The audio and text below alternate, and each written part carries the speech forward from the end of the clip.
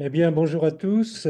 Eh bien, au nom de d'Yves Tremblay et de moi-même, Étienne Lemarié du GRISOF, nous sommes heureux de vous accueillir aujourd'hui et tout d'abord de vous souhaiter une bonne année 2024, en espérant que nos conférences se poursuivent avec la même animation et la même assiduité de votre part.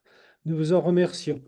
Eh bien, aujourd'hui, jeudi 11 janvier, première conférence, nous sommes heureux d'accueillir à nouveau le professeur Antoine Dingswan, que vous connaissez tous, qui est professeur de physiologie, chef de service à l'hôpital Cochin et professeur de physiologie à l'université Paris-Descartes à Paris. Il va nous traiter aujourd'hui de l'intelligence artificielle et des explorations fonctionnelles respiratoires. Alors, je ne sais pas du tout de quoi il va nous parler, mais euh, les explorations fonctionnelles respiratoires, je pense que comme on a un public essentiellement peut-être pneumologique, les gens savent ce que c'est. L'intelligence artificielle et EFR, c'est quelque chose qui est tout à fait étonnant. Je dirais qu'on saute du spiromètre à cloche que l'on a connu, enfin qu'on a connu, dont on a entendu parler au début du XXe siècle, à quelque chose qui est beaucoup plus avant-gardiste, c'est-à-dire l'association à l'intelligence artificielle. On est donc tout à fait heureux de t'accueillir, Tuan, et de découvrir ce que tu vas nous raconter. Merci encore, en tout cas. Merci Étienne, merci Yves. Donc, chers collègues, bonjour. Je vais peut-être commencer par partager mon écran et ensuite, avec l'aide des diapositives, nous allons essayer de passer cette heure ensemble pour voir ce sujet qui est un sujet d'actualité. À l'intelligence artificielle, tout le monde en parle, et de voir comment on peut la raccrocher à la médecine en général, à la pneumologie plus particulièrement, et puis encore plus particulièrement aux EFR, aux explorations fonctionnelles respiratoires. Donc, sans plus tarder, je cherche, voilà, et en principe, vous devriez voir là, et je vais le mettre en plein écran pour que tout le monde puisse voir mon diaporama. Pour une petite chose, voilà, et donc, le pointeur laser. Donc voilà, donc le sujet est là, vous le voyez. Nous allons parler d'intelligence artificielle et des explorations fonctionnelles respiratoires. Alors, tout d'abord, vous savez sans doute que maintenant, le monde médical s'intéresse de plus en plus à cette approche qui est l'approche par intelligence artificielle. Alors, c'est une diapositive que j'avais faite il y a 2 ans, à l'époque où j'avais commencé déjà à m'intéresser à ce sujet. Et vous voyez donc, simplement le nombre de publications que l'on peut recenser sur ce site internet que nous connaissons tous, à savoir PubMed. Et là-dessus, vous voyez apparaître sur l'axe des abscisses l'axe des temps. Alors, il y a deux courbes. Une courbe avec des symboles en orange qui montre le nombre d'articles de médecine ayant trait à l'intelligence artificielle, et puis une autre courbe en bleu qui montre le nombre d'articles ayant trait à la pneumologie et qui parle aussi d'intelligence artificielle. Alors, une chose est claire, c'est qu'avant 51, il n'y avait aucun article. Et puis ensuite, il a fallu attendre pendant un certain nombre d'années pour voir commencer à apparaître la publication de ces articles médicaux sur l'intelligence artificielle. Et que véritablement, aussi bien pour la médecine en général que pour la pneumologie, c'est à partir des années 2000 et notamment 2005-2010 où l'on voit véritablement un envol des publications portant sur ce sujet. Alors ça, c'est un premier point. Le deuxième point, c'est que en matière d'intelligence artificielle et concernant la pneumologie, je devrais dire que les EFR ne constituent pas le domaine de prédilection de cette approche. En revanche, tout ce qui est imagerie, notamment la radiologie classique, ou bien l'examen des pièces de biopsie anatomopathologique des pièces de biopsie, eh bien, fait partie de ces domaines où l'intelligence artificielle sera de plus en plus utile. Alors, très probablement, beaucoup d'entre nous savons que l'intelligence artificielle est essentiellement utilisée dans tout ce qui est processus de reconnaissance d'image. Euh, et dans certains pays, pas forcément démocratiques, cela est utilisé pour surveiller les personnes. Je pense notamment euh, à la crise pandémique récemment et à un grand pays asiatique, à savoir la Chine, où cette méthodologie a été largement utilisée afin d'identifier les personnes. Alors, pour revenir à la médecine, eh bien, je dirais que cette intelligence artificielle est appliquée dans trois domaines, donc l'imagerie, donc radiologie et anatomopathologie, et puis les explorations fonctionnelles respiratoires. Alors, avant de vous reparler des AFR que vous connaissez tous, juste un petit point de rappel historique. Alors, il faut toujours rendre à César ce qui appartient à César, et je pense que on s'accorde à dire que l'intelligence artificielle n'est pas inventé par Monsieur Alain Turing, mais c'est un petit peu grâce à lui que les gens s'intéressaient d'abord aux ordinateurs et puis ensuite à voir comment les ordinateurs peuvent nous aider dans la recherche de solutions d'un certain nombre de tâches. Alors, Turing avait inventé un test qui porte toujours son nom, qu'on appelle le test de Turing, consistant très simplement à examiner, à tester deux entités. Une entité humaine que l'on voit ici. La personne qui se trouve au milieu, c'est simplement celui qui va faire le test. Et vous voyez à gauche, eh bien, un ordinateur.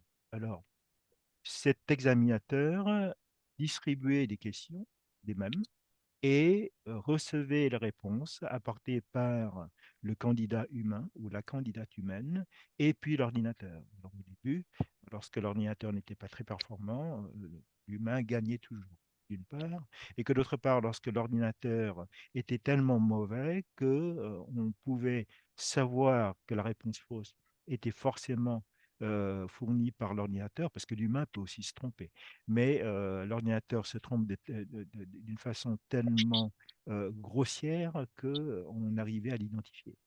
Jusqu'au moment où, grâce au progrès des programmes informatiques, l'ordinateur progressant faisait d'abord aussi bien que l'humain, et ensuite pouvait parfois le battre, mais surtout lorsque les réponses données par l'ordinateur n'étaient plus identifiables comme comme provenant d'une machine. D'où l'appellation du terme intelligence artificielle, artificielle ici voulant simplement dire qui n'est pas humain. Donc c'est une intelligence provenant d'une entité autre que humaine, donc d'une machine. On peut aussi très bien dire intelligence de la machine plutôt qu'artificielle, et cela serait strictement synonyme. Et ça, c'était dans les années 50, et d'où la première publication datant de 1951-52. Et ensuite, il y a une deuxième personne à qui on doit beaucoup concernant cette approche par intelligence artificielle, qui est M. Arthur Lee Samuel, malheureusement décédé. C'est un Britannique et qui est en fait le père des ordinateurs qui nous aidaient à jouer, que ce soit au jeu d'échecs ou bien au jeu d'âme. Donc c'est à lui que l'on devait cela. Et alors, on a tous connu cela, pour peu qu'on s'intéresse aux échecs ou aux dames. Et là, ici, vous voyez une image d'un ordinateur que l'on pouvait utiliser il y a quelques décennies. Et pour ceux qui jouent à cela, eh bien, vous savez qu'il y a différents niveaux, entre le niveau débutant, le premier, jusqu'au niveau d'expert, le numéro 8. Il n'y a qu'une seule chose qui change, c'est le temps que l'on donnait à l'ordinateur de fouiller dans sa mémoire, c'est-à-dire de regarder parmi toutes les solutions qu'il a stockées dans son logiciel, de trouver celle qu'il pouvait considérer comme étant la meilleure. Évidemment, lorsqu'on joue à un niveau 1, l'ordinateur avait peu de temps et donc la probabilité pour qu'il vous donne la meilleure solution est peu probable.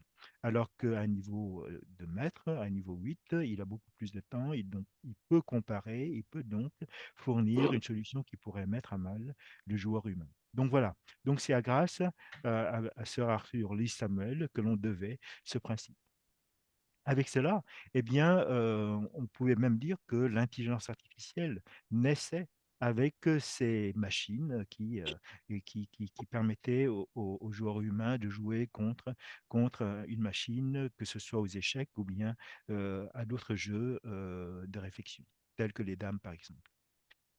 Il a fallu attendre un certain nombre d'années pour que, avec l'amélioration des programmes, que l'ordinateur puisse un jour battre non pas un bon joueur, voire un excellent joueur, mais le champion du monde, à savoir Garry Kasparov. Et c'était en 1997. L'ordinateur qui faisait cela s'appelait Deep Blue. Et bien sûr, ça a entraîné déjà un choc dans le monde des joueurs d'échecs, mais en général, puisque c'était la première fois où une machine faisait mieux, non pas qu'un humain, mais faisait mieux que le meilleur des humains s'agissant de jeux d'échecs. Et 20 années plus tard, un autre ordinateur arrivait à battre, alors pour ceux qui sont initiés, à battre un jeu dont le règle est relativement simple, qui est le jeu de Go, mais dont la programmation informatique est autrement plus complexe, pour la simple et bonne raison que le nombre de combinaisons avec un jeu d'échecs, quand bien même il est très important, il est largement inférieur à celui que l'on pourrait programmer avec un jeu de Go. Donc, vous voyez, les chiffres sont extraordinaire, 10 puissance 128 combinaisons possibles pour un jeu d'échecs, 10 puissance 172 combinaisons possibles pour un jeu de Go. Et pourtant, les gens, les ingénieurs arrivaient à faire cela. Et c'était en 2017, donc il n'y a pas si longtemps, moins d'une dizaine d'années, que même le meilleur des joueurs de jeux de Go, le champion du monde, qui est Gier, avait été battu par ce programme que l'on appelait AlphaGo. Voilà un bref rappel concernant les jeux et le rôle de l'intelligence artificielle. Maintenant, quelques points de sémantique, quelques points de définition. Euh, Ici, vous voyez dans un même rectangle, nous avons le terme intelligence artificielle, et puis un petit peu plus tard, je vais définir cette appellation qu'on appelle l'apprentissage automatique ou encore machine learning. Bon, je n'aime pas trop ce mot qui est en fait un anglicisme, et en fait que l'on pourrait traduire en français par l'apprentissage automatique ou encore apprentissage statistique. Et j'aurai quelques diapositives pour expliciter cela. Et enfin, ce qui est très à la mode aujourd'hui, c'est l'apprentissage profond, encore le deep learning. Alors, ce qu'il faut savoir, c'est que d'abord, quel que soit le terme utilisé, nous restons dans le domaine de l'intelligence artificielle et que le deep learning n'est rien d'autre qu'une façon beaucoup plus sophistiquée de faire du machine learning qui lui-même est une façon plus sophistiquée que de faire le test de Turing qui était véritablement le début de l'intelligence artificielle. Et là, vous voyez sur l'axe des abscisses le temps. Et là, machine learning commençait à apparaître dans les années 80 et qu'il a fallu attendre 30 années plus tard euh, pour voir apparaître l'apprentissage profond, le deep learning, qui reste toujours d'actualité. Et c'est sur ce principe-là que les spécialistes d'intelligence artificielle, ce que je ne suis pas, hein, bien sûr, utilisent pour établir leur programme et leur logique. Alors d'abord, la machine learning. En fait, ou encore apprentissage statistique. Bien, les statistiques, nous connaissons tous un petit peu, sans être pour autant des experts en statistique. Alors, lorsque vous mesurez un paramètre, quel qu'il soit ici, sur l'expression d'un gène, moi, je vais plutôt prendre un paramètre que les pneumologues connaissent un petit peu mieux, à savoir la mesure du VEMS, mesurer le VMS. Et puis ensuite, vous savez chez qui vous allez mesurer le VMS, chez le patient BPCO ou bien chez le sujet sain. Donc, le patient BPCO ici serait représenté par les symboles en rouge et les sujets sains par le symbole en bleu. Et donc, après ça, après avoir phénotypé vos malades et après avoir fait un grand nombre de mesures, eh bien, que faisons-nous? Eh bien, nous dressons une droite de régression. Et ensuite, si vous mesurez le VMS chez une personne, chez qui, que vous ne connaissez pas et que vous n'avez pas encore eu le temps d'examiner, par le simple examen de la droite de régression, vous allez pouvoir anticiper pour dire que bah, la personne est peut-être un sujet sain ou fortement probable d'être un sujet porteur d'une maladie respiratoire parce que le VMS est bas. Et c'est tout simplement cela. Donc, de faire une mesure qui peut être faite par un technicien et va donner le résultat au logiciel qui va vous sortir une proposition de diagnostic. C'est la machine learning. Et plus vous avez de données, plus la capacité de prédiction sera grande. Mais ici, vous voyez apparaître un deuxième mot qui est un mot d'apprentissage supervisé. En effet, parce que il faut qu'il y ait une personne, un expert, qui va dire que bah, ça, c'est une bonne mesure et que très probablement, on peut l'attribuer à un sujet soit sain, soit malade. L'étape suivante de la machine learning, c'est toujours la machine learning, donc toujours un apprentissage statistique, mais avec un apprentissage non supervisé. Non supervisé voulant dire qu'il suffit que celui qui établit le programme donne un certain nombre d'instructions pour qu'ensuite la machine, en se basant sur ces instructions, puisse prédire la catégorie à laquelle appartient tel ou tel sujet chez qui on a fait telle ou telle mesure. Je m'explique en utilisant là encore un exemple simple.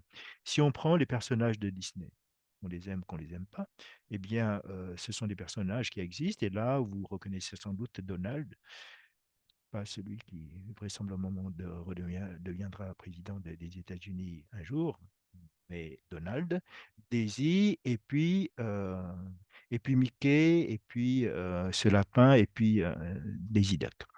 Il suffit que vous donniez comme instruction que ceux qui ont un bec et des palmes, c'est très probablement les personnes qui pourraient être une de ces trois personnes-là. Et ensuite, il suffit que vous donniez d'autres instructions comme le fait de se vêtir en rose ou bien en bleu, ou bien de ne pas avoir du tout de vêtements.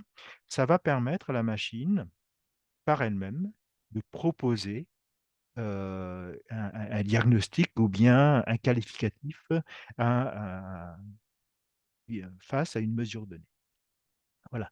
Donc, un autre exemple pour dire que c'est un apprentissage statistique, mais de façon non supervisée, par opposition à celui que l'on connaît, à savoir l'apprentissage statistique, mais avec supervision par un expert humain.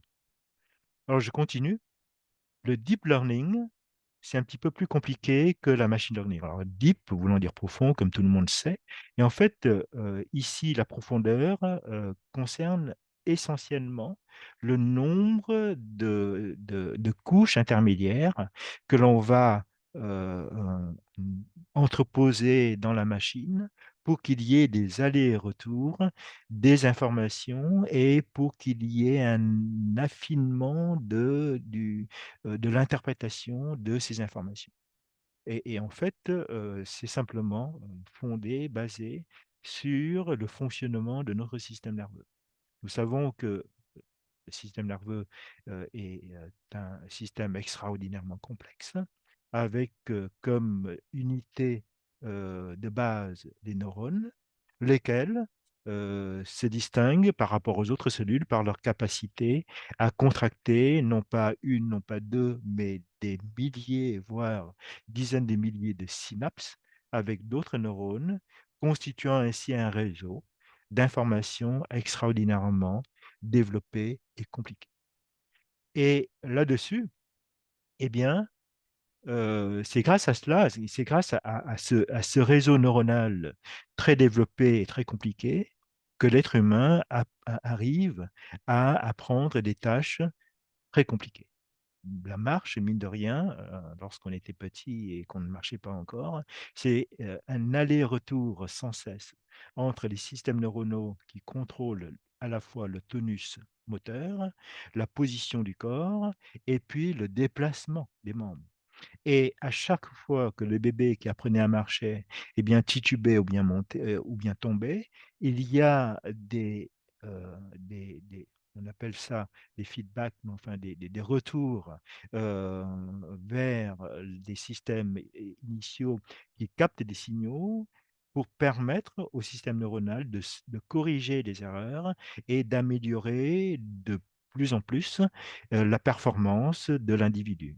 que ce soit un enfant qui apprend à marcher ou bien un adulte qui apprend à faire euh, des, euh, des exercices compliqués tels que le surf, le golf, ou bien vous prenez n'importe quel sport qui sont un petit peu plus, qui demandent une expertise corporelle pour que ce soit bien exécuté. Ce sont des réseaux neuronaux. Alors, au niveau des ordinateurs, c'est la même chose. Là, au lieu d'avoir différentes couches de neurones avec des allers-retours, vous allez avoir des différentes couches d'unités informatiques capables à la fois de capter des signaux et d'émettre d'autres signaux vers d'autres unités avec un échange d'informations et des boucles rétroactifs, un feedback, des boucles rétroactifs permettant de dire que la solution proposée est soit une bonne solution, auquel cas la voie qui a été empruntée sera mis en position préférentielle, ou bien si c'était une mauvaise solution, auquel cas la voie qui a été empruntée sera mise de côté puisque ce n'est pas la bonne voie. Et juste pour illustrer ce dernier point, eh bien, je vais prendre cet exemple. Et cet exemple-là est basé sur le principe, euh, en fait, j'avais voulu le sauter, mais je pense qu'il faut quand même en parler. Euh, dans tout ce qui est analyse complexe de données biologiques. Et nous savons que cette analyse deviendra de plus en plus complexe par la richesse des données. On ne peut pas tout analyser. Et donc, ce que font les spécialistes de la question, ce que je ne suis pas encore, eh bien, c'est d'utiliser ce qu'on appelle une analyse en composantes principales. Alors, qu'est-ce que c'est? Alors, ici, c'est l'exemple d'une analyse par des images d'un objet non identifié. Bon, ici, vous l'avez tous identifié, c'est une théière. Alors, si on décrit la théière dans le moindre des détails, ça va prendre du temps.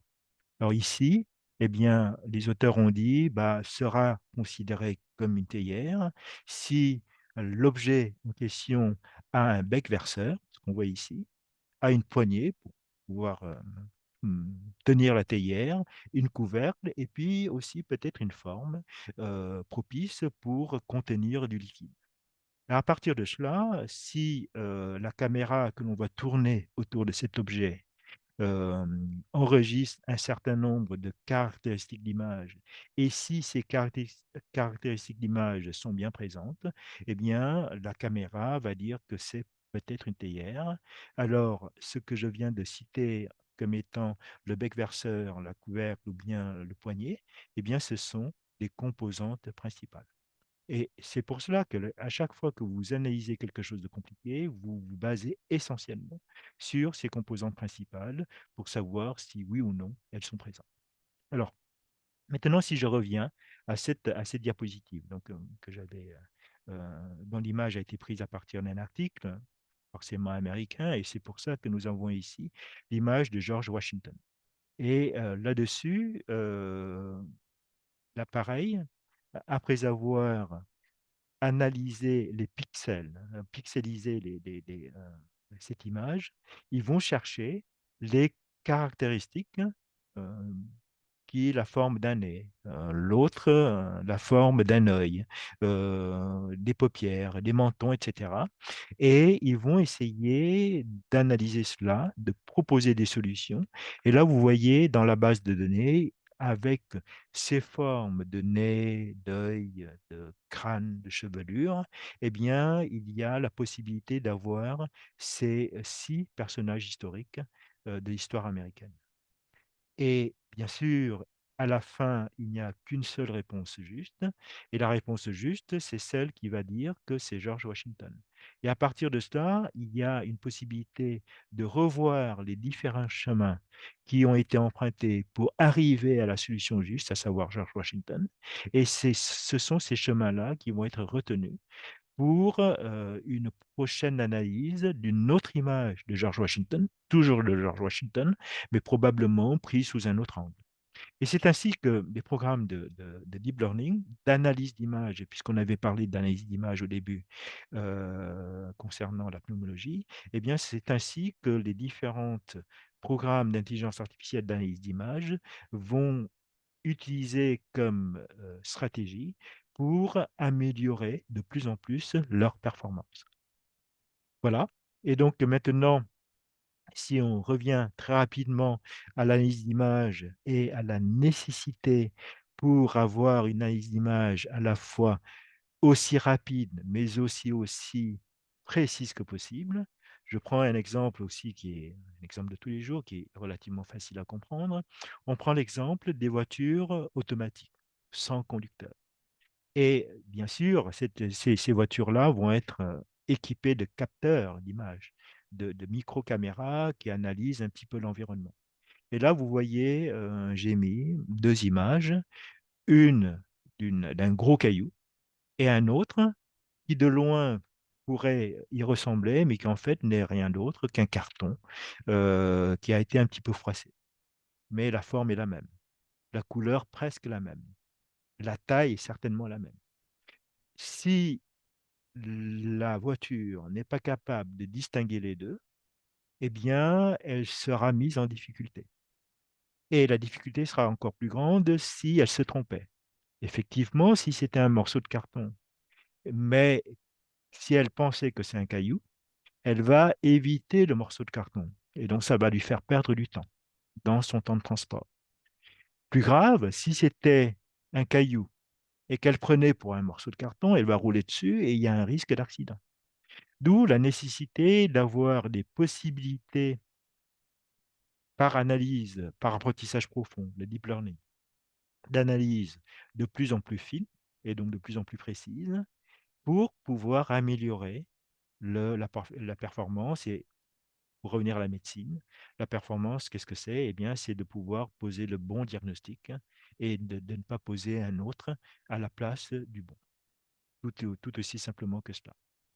Alors, je vais peut-être passer très rapidement sur cette partie, c'est-à-dire qu'avec cet apprentissage automatique avec la machine learning, maintenant avec toutes les données que nous pouvons disposer, dont nous pouvons disposer, à la fois provenant des dossiers patients ou bien des différents services, etc., on va pouvoir euh, de plus en plus facilement placer les patients dans tel ou tel groupe et surtout de ressortir des informations à partir de ces classements. Et l'exemple, et donc ça nous permet de faire une médecine de plus en plus personnalisée, telle qu'on peut le voir ici, hein. Donc ça, c'est une notion qui a été, qui est très probablement bien connue par vous, qui dit que notamment dans la BPCO, il y a plusieurs phénotypes possibles et que ici, on peut très bien penser que chaque couleur représente un phénotype.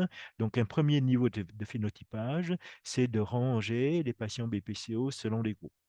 Mais en réalité, les choses sont un petit peu plus complexes puisqu'un phénotype, enfin, puisqu'un un même patient pourrait avoir plusieurs phénotypes à des degrés divers. Et c'est pour cela qu'ici, nous avons des symboles avec soit deux couleurs, soit trois couleurs, soit quatre couleurs. Et si on arrive à avoir des informations suffisantes, par exemple, en combinant la fonction respiratoire avec les EFR, l'imagerie, les antécédents, l'efficacité de tel ou tel traitement, on devrait pouvoir mieux phénotyper les patients et cela se fera d'autant plus facilement que nous avons des programmes nous permettant de faire cela. Voilà, et enfin un dernier point qui a son importance, c'est que, vous le savez tous, nous fonctionnons en essayant de suivre les recommandations internationales. L'anglais appelle ça des guidelines. Eh bien, ces recommandations sont basées sur des études, ensuite analysées puis validées par un groupe d'experts, et lesquels groupes d'experts vont élaborer ces recommandations qui ensuite doivent être soumises à une évaluation par d'autres experts pour une publication. Eh bien, tout cela prend du temps, hein, le temps de faire des études, le temps de faire des analyses, le temps de publier ces études et le temps d'avoir un groupe d'experts qui puisse se mettre d'accord sur les recommandations. Et ce temps nécessaire, eh bien, peut parfois rendre certaines recommandations déjà presque obsolètes à peine publiées. Maintenant, si nous avons une possibilité d'avoir des informations beaucoup plus rapides et des programmes qui permettent de vérifier la validité de ces informations, pourrait peut-être pourrions-nous aller plus vite dans le futur. Ça reste encore de la science-fiction, mais peut-être pourrions-nous aller un petit peu plus vite dans le futur euh, pour adapter nos comportements diagnostiques et thérapeutiques vis-à-vis d'une situation émergente et nouvelle comme la précédente pandémie concernant la COVID-19. Donc voilà.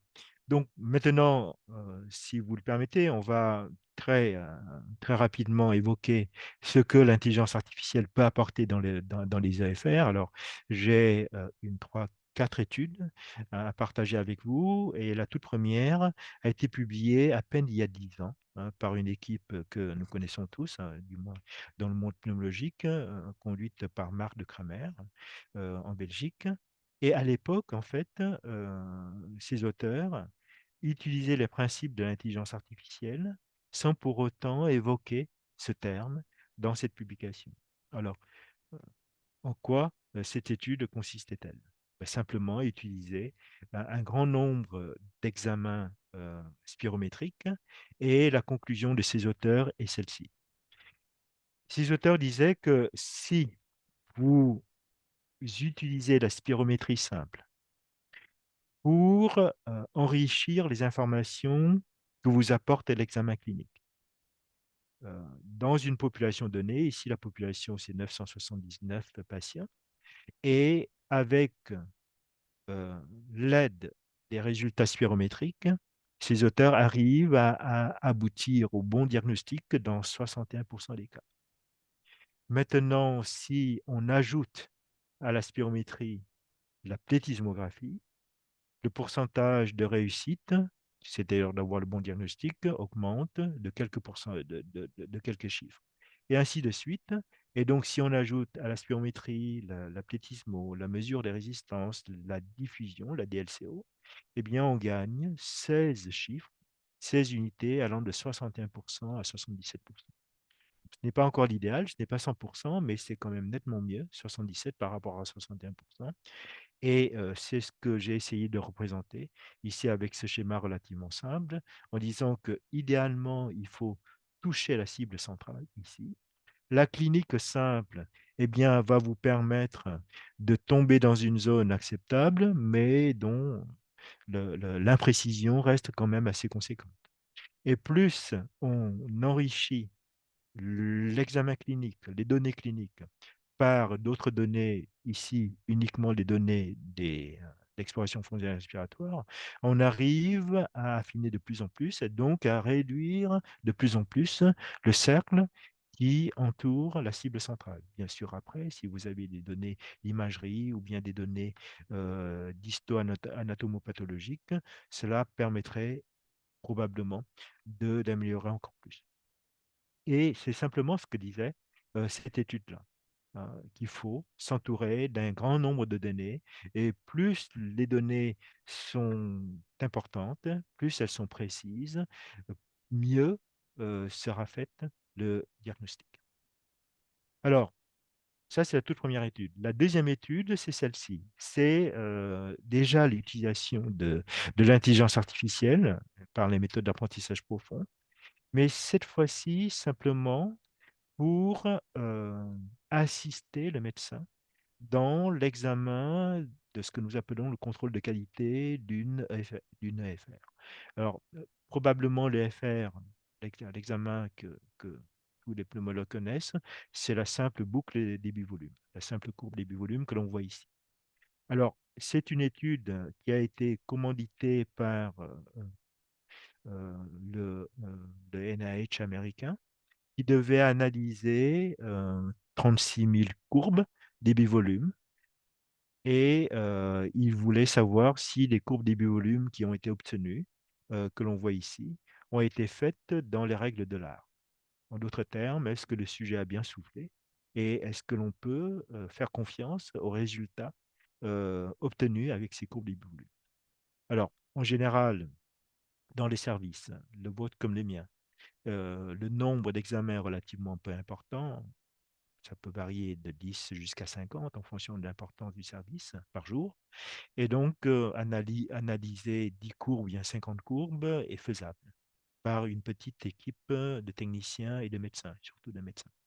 Maintenant, si vous devez analyser 40 courbes, 40 000 courbes, c'est une autre affaire. Et donc là, ce que ces auteurs ont imaginé, c'est qu'ils disent, moi, très bien, maintenant on va prendre toutes les courbes, on va les pixeliser, donc on va les rendre sous forme de données interprétables que l'on voit ici. Et à partir de cela, eh bien, on va analyser ces courbes par un programme d'ordinateur. Et là-dessus, vous voyez, dans une courbe des volumes, ce qui est important, c'est la première partie qui va vous renseigner concernant le VEMS. Et puis la deuxième et dernière partie qui va vous dire si la CVF a été bien mesurée ou pas. Alors, à partir de cela, eh bien, ces auteurs ont déterminé un certain nombre de critères qui vont apparaître maintenant pour savoir si, d'une part, le temps d'expiration est suffisant, il faut au moins 6 secondes, si le plateau a été obtenu, et il faut avoir un plateau et non pas une courbe qui flanche, ou bien si la première partie de l'expiration a été faite dans la continuité, c'est-à-dire une décroissance douce, mais sûre et certaine, ou avoir une espèce de montagne russe, auquel cas le sujet aurait toussé et donc on ne pourrait pas utiliser la courbe. Donc, il y a un certain nombre de critères qui ont été retenus et que si ces critères-là sont retenus, eh bien, on va dire que bah, la courbe a été mesurée dans les règles de l'art, donc elle est exploitable. Et c'est ce que ces auteurs ont fait. Et là, je montre très rapidement trois exemples de courbes volume. C'est pas un topo sur les AFR. Vous voyez les trois courbes, là, ici, et puis là, vous voyez le temps d'expiration. Alors, là-dessus, ces auteurs ont dit deux choses. Premièrement, une courbe peut être parfaite, c'est-à-dire acceptable et exploitable. Alors, il y a une petite différence entre ce qui est acceptable et ce qui est exploitable. En fait, acceptable, c'est une courbe idéale. Ici, le premier cas, c'est la courbe idéale. La première partie bien continue et la seconde partie est suffisamment longtemps pour que ceci soit considéré comme acceptable et donc exploitable. Alors, l'exploitabilité, c'est simplement le fait d'avoir cette première partie qui a été bien faite. Mais que cette courbe-là, quand bien même, vue de première vue, elle vous semble bien, mais en fait, elle ne l'est pas puisque le temps d'expiration n'est pas suffisamment long. Et donc, elle est exploitable, puisque la première partie est correcte, mais inacceptable, puisque la deuxième partie n'est pas suffisamment longue, telle qu'on peut le voir ici. Et bien sûr, le troisième et dernier cas, eh bien, la courbe n'est ni acceptable ni exploitable. Donc, avec un programme d'analyse d'image relativement peu compliqué, qui regarde simplement une courbe qui n'a pas 36 versions. La forme d'une courbe volume normale, elle ressemble à une certaine forme et non pas à 36 versions différentes. Ces auteurs ont réussi à suppléer l'homme par la machine, mais dans une tâche qui est relativement simple, qui est une tâche d'analyse d'image, pour dire si c'est bien ou pas. Mais ici, on ne parle pas encore de diagnostic, hein. Ici, on ne parle pas d'interprétation des résultats. C'est ce que les auteurs, les mêmes, vont faire un petit peu plus tard, mais là, déjà, on voit que la machine peut éventuellement remplacer l'humain uniquement dans certaines tâches qui sont des tâches de vérification de la qualité de l'examen. Mais le médecin fait plus que vérifier. Le médecin est là également pour interpréter et pour prendre des décisions. Alors, c'est là où on va regarder la troisième et avant-dernière étude, qui est aussi relativement récente, qui a été publiée il y a 4 ans, où ces auteurs, en fait, ont soumis 50 dossiers de patients avec une courbe débit-volume, avec une EFR à chaque fois, et également des informations cliniques.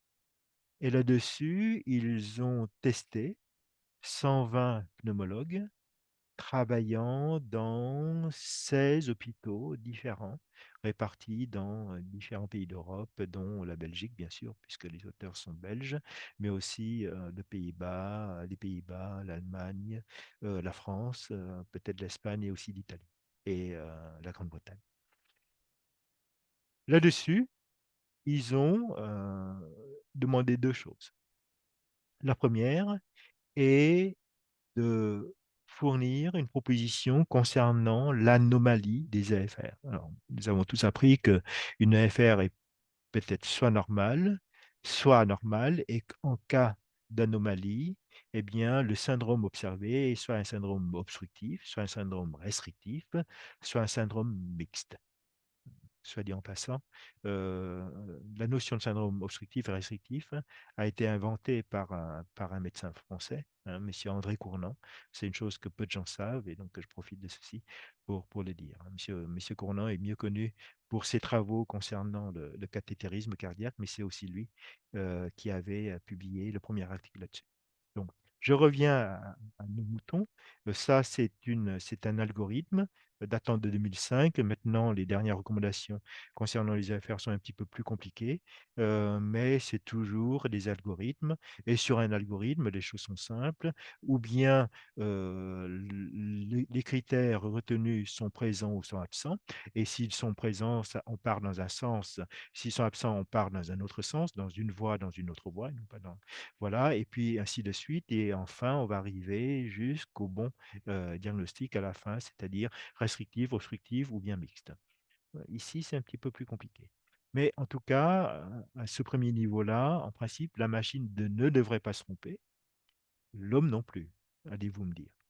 Eh bien, on n'est pas si sûr, puisque dans cet article-là, les auteurs ont demandé à ces 120 pneumologues de fournir deux choses.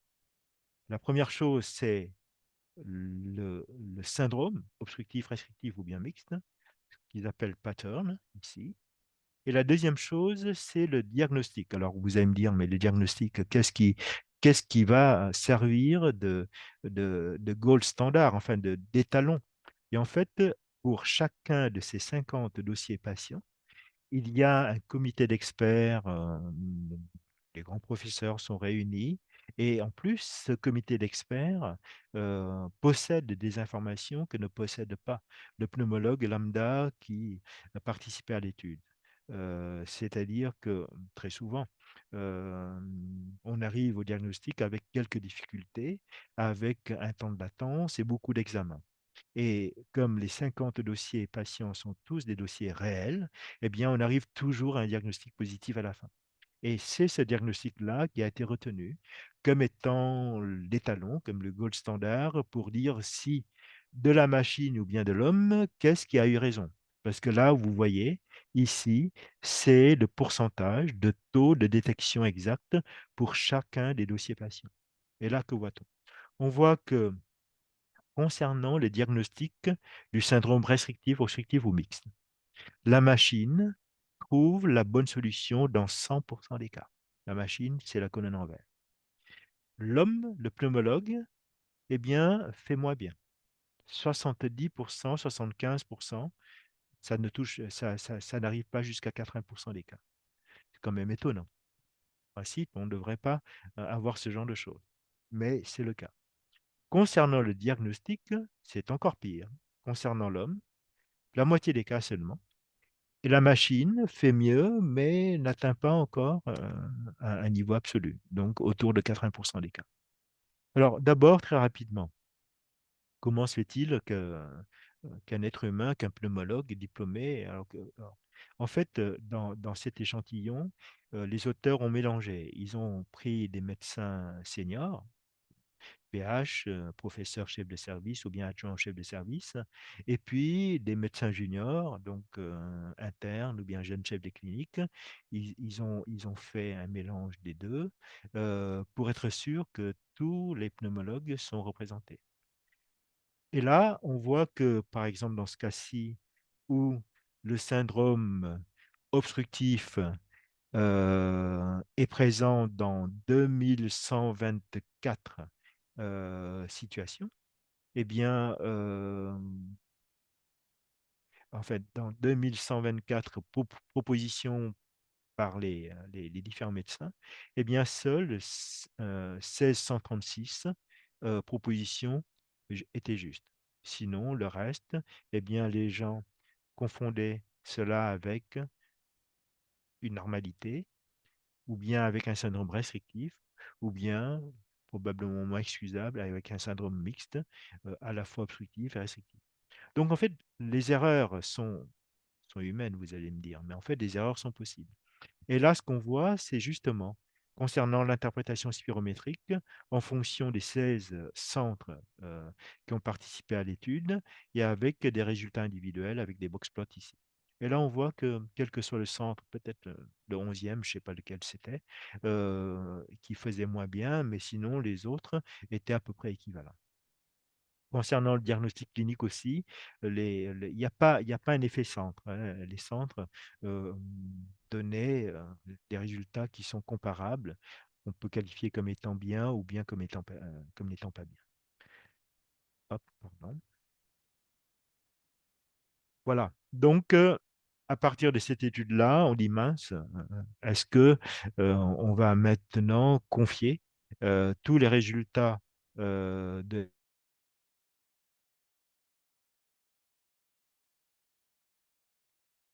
faire au logiciel qui d'ailleurs maintenant existe, hein, a fondé une société et qui propose leurs services, euh, enfin, qui propose leurs produits à des services hospitaliers qui manqueraient de personnes travaillant dans le domaine des AFR. Donc, c'est plutôt pas bon pour nous autres. Donc, est-ce que l'intelligence artificielle va-t-elle nous mettre, surtout les gens qui travaillent dans le domaine, au chômage? Et on va essayer de répondre à cette dernière question avec la dernière étude. Alors, c'est une étude à laquelle l'équipe de Cochin a participé et qui reprenait les mêmes principes que l'étude précédente, mais avec une subtilité supplémentaire. Alors là, je vous montre un dossier avec des résultats DFR que l'on ne va pas analyser.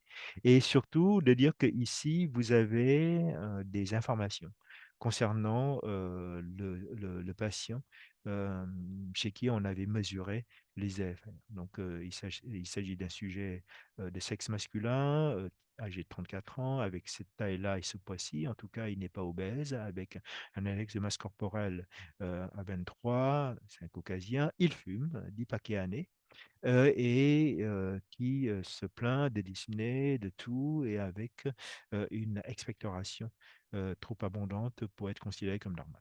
Ben, il vient, et avec ceci, eh bien, quel est votre diagnostic, mon cher confrère? Donc, ils ont posé ces questions-là aux investigateurs principaux, donc là encore des auteurs belges.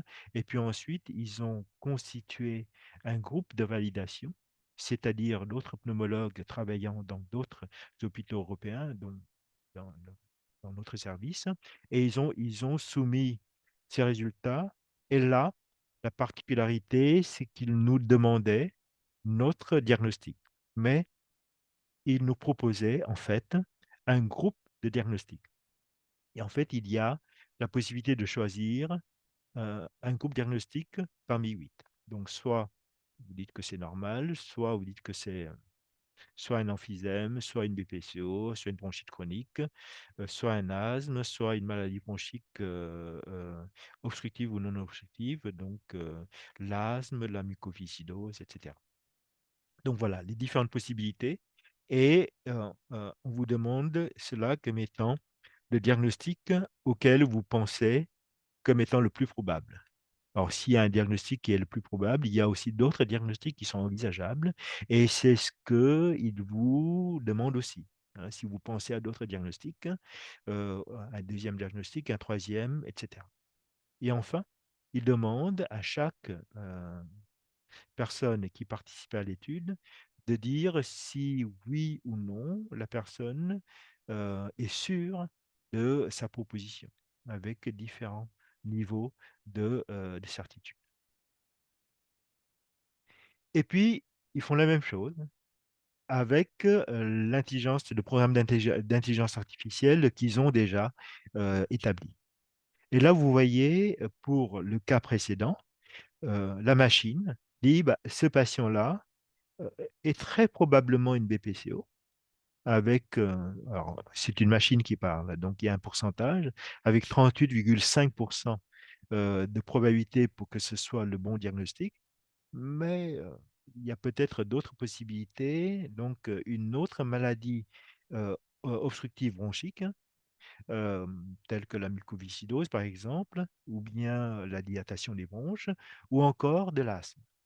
Et là-dessus, comme c'est une machine, elle va justifier sa réponse en disant qu'en faveur du diagnostic, eh bien, il y a le tabagisme, il y a la diminution du rapport VMS sur CBF. En fait, on ne l'avait pas vu, mais c'est marqué 45%. Donc, en fait, si c'est 45%, eh bien, euh, c'est très obstructif. Donc, c'est en faveur de la BPCO. En revanche, n'est pas en faveur de la BPCO, c'est le jeune âge, 34 ans, et c'est le fait d'avoir une KCO, c'est-à-dire une DLCO normale. Donc voilà. Euh, donc avec ça, eh bien, ils arrivent à justifier leur réponse. Donc là, ici, on continue, hein, pour le deuxième diagnostic, qui est le diagnostic d'une dilatation des bronches ou bien d'une mucoviscidose, des arguments pour et des arguments contre.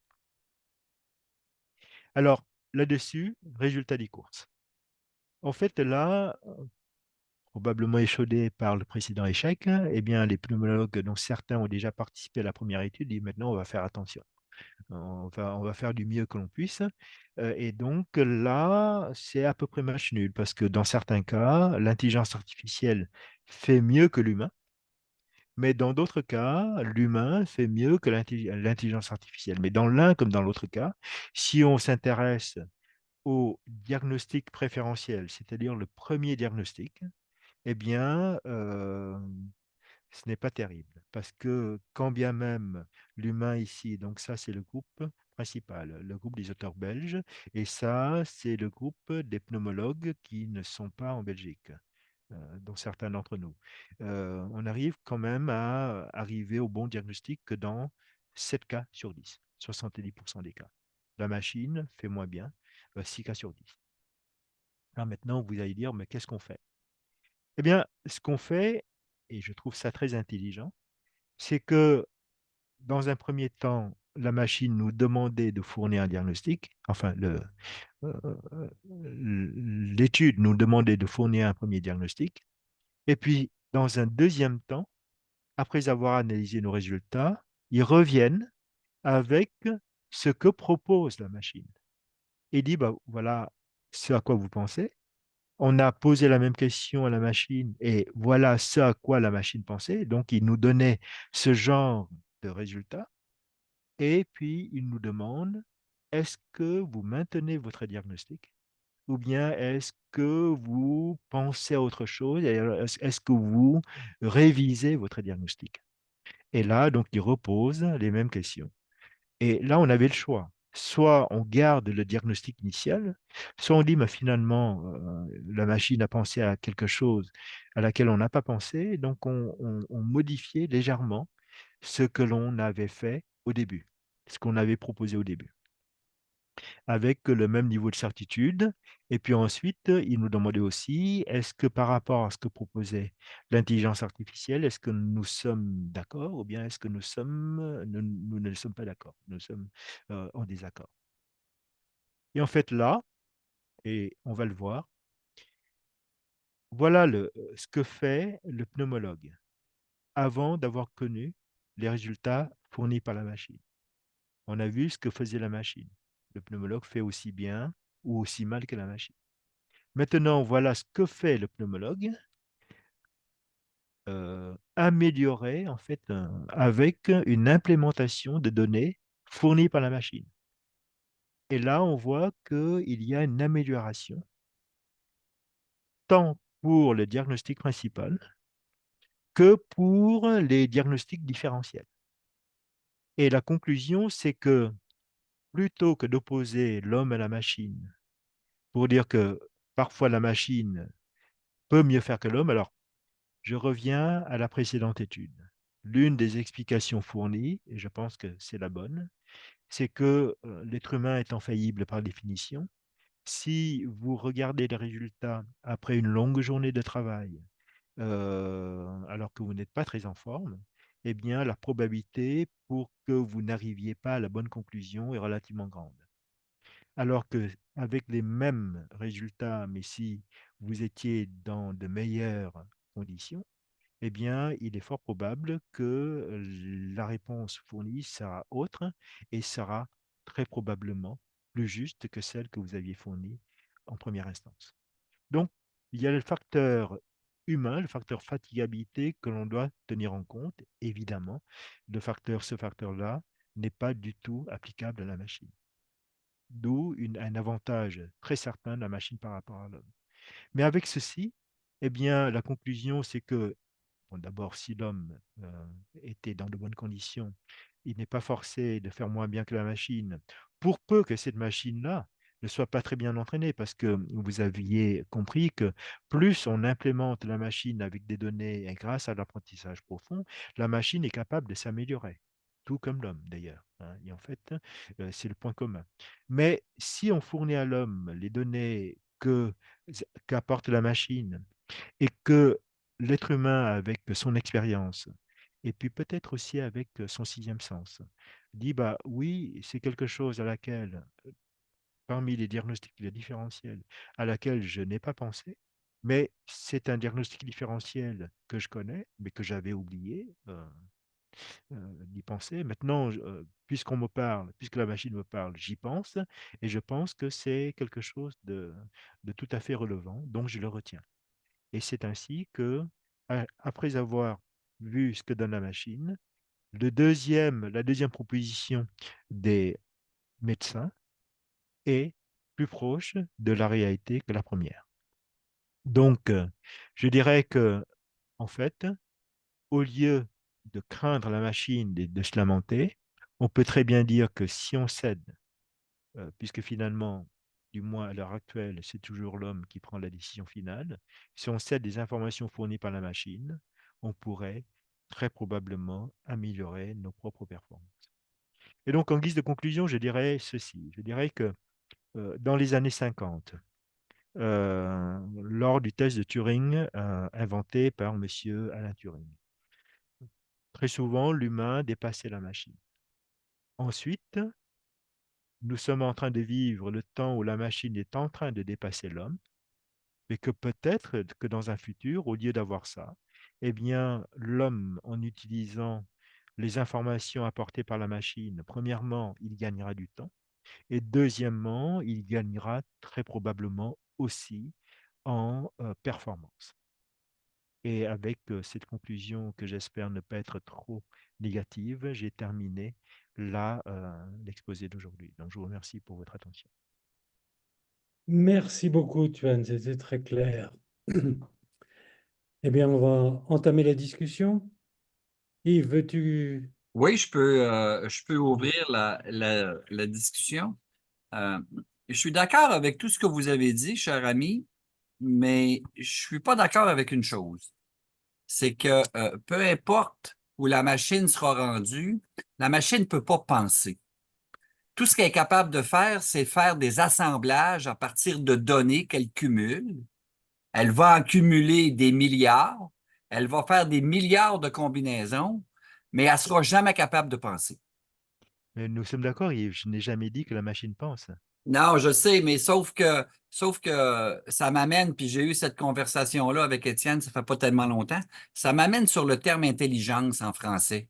C'est pas le bon terme selon moi, parce Hmm, que la machine fait de l'assemblage, la machine fait des comparaisons, la hmm. machine prend des données et puis fait C'est comme exactement ça. Oui, c'est comme, ça. comme dans votre image, tu sais, comme dans l'image de George Washington, là, tu sais, elle Hmm, fait des millions d'associations, hmm. puis elle tente de trouver le meilleur assemblage possible. C'est ça, Euh, absolument. La machine, en fait, pour faire très simple, la machine peut suivre des chemins qui ont été déjà tracés par l'humain. Et Exact. donc, c'est Tout à la fait. notion d'algorithme. Et ensuite, avec le deep learning, à chaque fois que ce chemin-là mène à une impasse, la machine dit que c'est une impasse et donc je ne vais plus perdre mon temps pour reprendre ce chemin-là. Ça, Mais c'est sa maintenant, force. oui, mais maintenant, il y a une chose à laquelle on ne pense pas assez, c'est que les choses sont plastiques. Les choses changent. Et donc, les instructions que l'on donne à la machine correspondent à un état de connaissance donné. Mais maintenant, si l'état de connaissance change, eh bien, l'algorithme initialement retenu ne sera peut-être plus le bon. Donc, il faut continuellement instruire la machine avec des informations les plus relevantes et les plus précises possibles pour que cette machine puisse trouver le bon chemin, si j'ose dire. Et je dirais très simplement que le seul avantage de la machine par rapport à l'homme, c'est que la machine fonctionne tant qu'il y a du courant électrique, hein, bien sûr, ou bien une pile qui marche, et qu'elle est infatigable. Oui, tout à Elle fait. sera fatiguée lorsqu'il n'y a plus de piles ou il n'y a plus de courant. Tout à fait. Je voudrais aller dans le chat parce qu'il y a des gens qui ont laissé des questions. Entre autres, il y a M. Abelkrim Moumen Ah oui, que je excusez-moi, salue, que je connais. oui, qui pose cette question-là. Y a-t-il des erreurs de diagnostic potentiel avec l'intelligence artificielle dans les EFR? Question Bien sûr. d'éthique. Bah, évidemment, évidemment. Et d'ailleurs, on a vu dans les deux études, la machine, dans la toute première étude où la machine battait l'homme, elle n'arrivait pas à 100%, et elle tournait autour de 80%. Ce qui veut dire que dans 20% des cas, eh bien, il y a une erreur. Et que si on laissait faire la machine, il y aura, dans 20 cas sur 100, des erreurs diagnostiques. Nous sommes d'accord. Hein. Et puis dans le deuxième cas, c'est pareil, hein, c'est même plus que 20, c'est 40% des cas. Donc, et c'est pour ça que, et puis, les machines ne se réunissent pas en staff. Parce que lorsqu'on on est en staff, il y a un échange d'informations entre médecins, et puis ensuite, il y a une discussion, et ensuite, il y a un consensus, hein, ce que ne fait pas la machine. Tout à fait. Étienne? Ah, oui, tu as lâché le mot que j'allais utiliser, c'est le mot staff. Il y a des Oui, données et puis on se réunit en staff. oui, Alors, il y a un autre staff possible, c'est GPT, oui, oui, oui, c'est le chat qui lui GPT. ChatGPT qui va Hmm, compiler les données, hmm, l'histoire clinique. Enfin, hmm. je n'ai pas Oui, essayé. oui, Tu as essayé de rentrer oui. des données pour voir ce que... Et Oui, alors? oui, oui. Je peux en parler en fait. Alors, concernant ChatGPT, deux choses, hein. L'appareil, hein, c'est que le ChatGPT ne fait que prendre des données sur ce qui existe. Et donc, si vous posez une question d'histoire à propos de quelque chose, et que si l'histoire, si ce qui si ce qui est là euh, correspondait à des fake news, eh bien, ça va aboutir à quelque chose qui est totalement faux. Maintenant, ce que je sais, et ça existe, puisque je connais des gens qui travaillent là-dessus, c'est que si vous avez un très gros dossier patient, énorme, hein, comme on peut le voir, hein, avec des piles de choses. Si maintenant, à partir de cela, vous digitalisez tout, les comptes rendus de radio, les comptes rendus d'hospitalisation, etc., vous allez pouvoir d'abord regrouper tout cela et puis proposer une information en plusieurs couches. La première couche, c'est un résumé d'un demi-page d'une page qui reprend tous les points importants concernant l'histoire du patient. Ses antécédents cliniques, examens biologiques, paracliniques, etc. Et puis après, et ça, c'est au médecin de le faire. Il dit, bah, ce patient-là a tel ou tel point d'intérêt. Donc, on va le mettre en gras. Et si vous cliquez dessus, vous allez avoir des résultats dans la patte, vous allez avoir des résultats d'imagerie détaillés. Et donc, ça permet de faire une chose. Premièrement, de faire du zéro papier. Deuxièmement, de concentrer en un seul endroit toutes les informations. Et troisièmement, d'aller en profondeur dans tel ou tel domaine d'intérêt à un instant T donné. Et ça, pour moi, c'est le futur. Et je connais des startups qui travaillent là-dessus. Et c'est basé sur le même principe que ChatGPT. C'est de l'intelligence artificielle générative. Mais c'est générative à partir des données qui sont vérifiées. Mais cependant, si tu rentres des données de FR, je ne sais pas très bien ce qui va sortir. Alors, si tu rentres les données de FR, d'abord, il faut vérifier que ces données-là ont été obtenues dans des bonnes conditions, hein, ça, c'est la première étude. Oui. Que en fait, le VMS ou bien la CVF n'est pas sous-estimé ou bien surestimé, plutôt sous-estimé que surestimé. Ça, c'est un premier point. Et que le deuxième point, en fait, il y a ceci. C'est-à-dire que je pense que concernant les AFR et concernant le diagnostic spirométrique, la machine ne se trompe pas.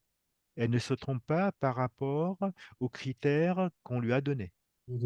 Et là, on avait vu que c'était basé sur les recommandations européennes et américaines de 2005. Et il y a une autre étude qui vient juste de sortir et qui compare entre 2005 et 2022. Et en fait, le même sujet n'aurait pas les mêmes conclusions parce que les critères ont été changés. Mhm. Voilà, donc en fait, intelligence artificielle, non, je suis d'accord. En fait, intelligence ici veut simplement dire celui qui connaît et non pas celui qui pense. Donc voilà. Et est-ce que ce qu'il connaît, c'est de la bonne connaissance? Ça, c'est autre chose. Oui, et ça me fait penser, euh, Yves parlait à l'instant de la question d'Abdelkrim Moumen, mais oui, il est encore là parmi nous.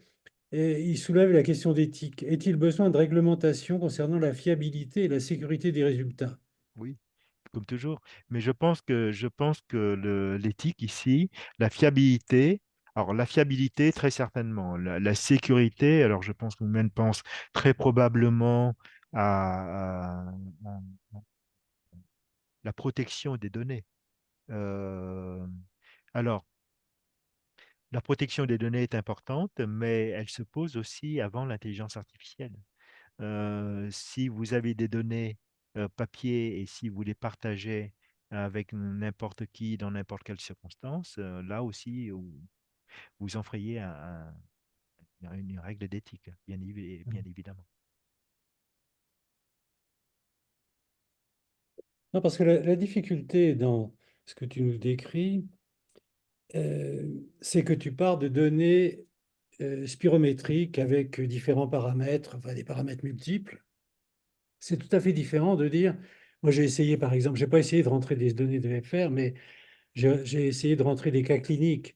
Mm, J'ai un enfant de 5 ans qui fait des crises d'essoufflement, ça mm, siffle, mm, etc. Que dois-je donner comme traitement, etc. mm.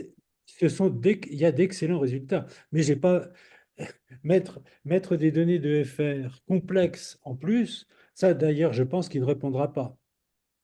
J'ai Non, essayé, j'ai oui, essayé aussi avec, là c'était un cas, je dirais pas personnel, mais d'un ami qui fait une embolie, qui fait une phlébite, mm, qui veut prendre l'avion, qui est sous anticoagulant, etc. Doit-il prendre l'avion? Et qu'est-ce qu'a répondu GPT? A répondu, je ne suis pas capable de répondre oui, à votre tout à fait. question, c'est trop Oui, complexe. oui, bien J'ai sûr. trouvé ça très bien d'ailleurs, parce qu'effectivement, c'était pas Mm. évident du tout. Tout à fait. Mais là encore, hein, je pense que ChatGPT a été fait de telle façon qu'ils ne peuvent répondre que ce qu'ils pensent avoir une réponse. Est-ce qu'elle est bonne ou mauvaise? Ça, c'est autre chose. Et c'est pour cela que, alors, moi, je pense que, en fait, il faut utiliser ces moyens là où ça peut être utile. Et ce qui est utile, c'est que ce sont des outils qui sont capables de brasser un très grand nombre de données en peu de temps. Et donc, ça nous permet de gagner du temps. Mais que, in fine, l'homme doit toujours avoir le point de vue final et le mot de la fin. Parce que sinon ça ne pourrait pas aller. Il faut vérifier. Parce qu'il y a des choses hein, qui sont illogiques et que nous-mêmes, on le voit tout de suite, mais si la machine n'a pas été instruite comme étant une chose illogique, elle va le dire. Et si on se base sur cela, eh bien, on court à de très grandes difficultés. Alors, juste pour terminer, parce que sinon je risque d'oublier, à mon humble avis, c'est que l'intelligence artificielle, que ce soit pour les EFR ou bien que pour la radiologie, a cet intérêt qui, je pense, est fondamental. C'est que je ne parle pas de maladie, mais euh, faire une EFR, savoir si elle a été faite dans de bonnes conditions, et ensuite savoir si les résultats sont normaux ou sont anormaux, ou bien devant une radiographie du thorax de face, dire si elle est normale ou anormale, ça c'est quelque chose qu'un programme d'intelligence artificielle devrait en principe pouvoir faire. Et dans des pays comme en Afrique ou en Asie, eh bien, où il manque de spécialistes, eh bien, utiliser cela pour sélectionner des patients et les adresser uniquement ceux qui ont besoin d'un avis spécialiste, ça, c'est quelque chose que l'on pourrait, à laquelle on pourrait penser Ouais. pour faire avancer les choses. Et de façon assez simple, à partir du moment où il y a un réseau Internet qui fonctionne à peu près partout, Mm. c'est tout à fait possible. Effectivement, ça, je pense que ça serait une belle application pour les pays aux économies émergentes ou les pays où on éprouve des difficultés à combler certains services. Je pense qu'effectivement, c'est peu coûteux et c'est excellent. Ben, écoutez, il est déjà ici à Québec 10h17, donc 15h17 chez vous, non, 16h17 chez vous. Je vous remercie. Je m'excuse pour le petit bruit en arrière de moi. Je vous remercie très sincèrement de votre présence, de votre conférence, et puis j'en profite pour vous annoncer les deux conférences suivantes. Vous savez, nous entamons la 3e année de collaboration avec la Fédération francophone d'obstétrique et de gynécologie sous la présidence de Cheikh Cissé de Dakar. Donc, mercredi, le 17 janvier, mercredi prochain, nous aurons une conférence avec eux sur cancer gynécologique et mammaire. Donc, ce sont des cancers, c'est-à-dire ce sont des conférences où participent différentes personnes. Et donc, vous avez les informations dans le dernier bulletin qui a été publié sur le site du GRISOF avant-hier. Et dans le cadre de nos conférences à nous, donc les conférences GRISOF Actualité, la prochaine est une conférence assez particulière. C'est Francesco Marchiani, j'espère que je prononce bien son nom, dont le titre sera L'ethnosémiotique du soin, la construction des images. Donc, pour ceux qui sont curieux, je vous invite à assister à cette conférence-là. Donc, c'est toujours la même heure pour nos conférences d'actualité, 9 heures le matin, et pour les conférences de la FIFOG, c'est 9h30 le matin, heure de Québec, naturellement. Donc, 15 heures pour vous et 15h30. Yves, je peux rajouter un petit mot? Oui, vas-y, Étienne. L'ethnosémiotique du soin, c'est un titre qui paraît un peu rébarbatif comme ça. Mais les médecins peuvent comprendre facilement parce qu'il y a dans ethnosémiotique, il y a le mot sémiotique et ça fait référence, on connaît la sémiologie, c'est-à-dire les signes, c'est-à-dire c'est l'étude des signes qui conduisent aux soins, qui supportent le soin. Et là, on comprend mieux, c'est-à-dire autrement dit, dans une pratique de soins, quels sont les signes qui sont apportés, les signes divers qui font partie du soin. Et là, on comprend mieux. Et je pense que c'est quelque chose qui peut intéresser beaucoup de monde, effectivement. Voilà. OK, donc encore mille merci, Anne, pour cette excellente conférence. Et puis, je vous dis à tous à bientôt. À bientôt et merci, Tuan. T'en prie. Au revoir, Étienne. Au revoir.